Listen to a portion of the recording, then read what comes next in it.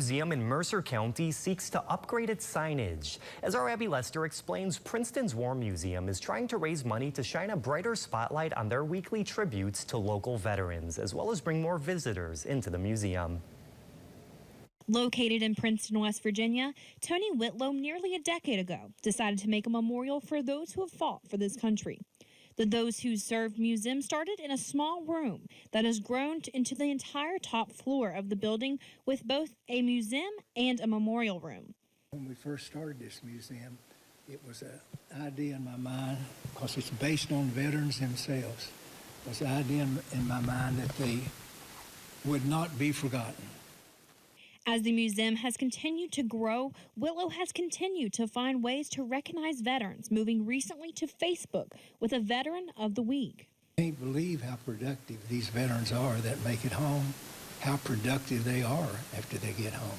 Great stories, wonderful people, and it just makes me proud that I'm able to recognize these folks for the jobs that they've done. After seeing the positive response to the weekly post, Whitlow wanted to find a way to make sure these heroes were seen outside of the building, thus realizing the need for a new, modern sign. With the new plan, the museum has been seeking donations and hopes to be completed by Christmas. Be a nice Christmas present for the veterans and the veterans' families, to see their loved ones' picture on this sign. With this new addition, Whitlow hopes to generate more interest with the amazing stories inside and continue honoring these brave men and women. Here for you in Princeton, I'm Abby Lester, WVVA News.